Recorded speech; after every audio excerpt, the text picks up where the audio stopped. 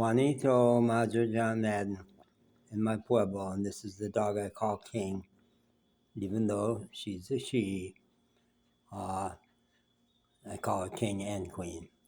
Uh, call her King because in my youth I used to listen to Sergeant Preston of the Yukon on the radio, and Sergeant Preston's husky was King, so I call her King because she is the biggest dog on the street, and they're all one pack on the street. I want to do a little note about touch deprivation. Now, I'm a big hugger. Back in Asheville, North Carolina, where I was for 16 years, my retirement job after having been a psychologist and a management consultant, in my semi-retirement, I was working as a cashier in a grocery store, and I loved that job. And Asheville is a high-touch town, not a high-sex town, but Playa del Carmen right near me is a high-sex town. It is, absolutely. But it was a high-touch town, and people would line up in my line, even when the other lines were empty. The next cashier would say, "I'm open over here." "Yeah, I'm waiting for Majo." And the person behind them, "Yeah, I'm waiting for Majo," because they knew if they asked for a hug, and they knew that my line tended to be slow, because if somebody wanted a hug, I'd run around and give them a good, solid hug.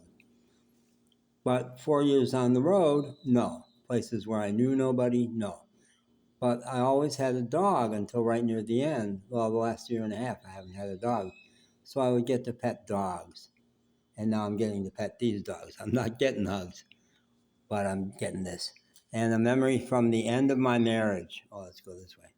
The end of my marriage, the last year of my marriage, my wife was done. We were both done with the marriage, but she was Catholic and she wouldn't quit because she thought she could never marry again. So even though there was no sex in that last year, she did not want to get a divorce. And when I finally said, I'm out, she was enraged. But in that last year, she would let me touch her. She would let me give her a shoulder rub or rub her back, even though she never spontaneously touched me.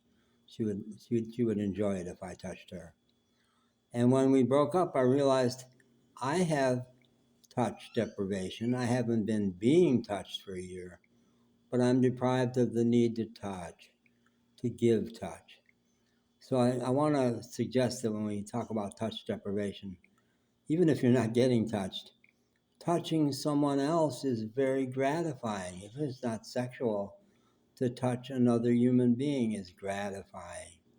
And we can go through touch deprivation if we lose the chance to touch somebody. And I'm getting healed from it with these dogs.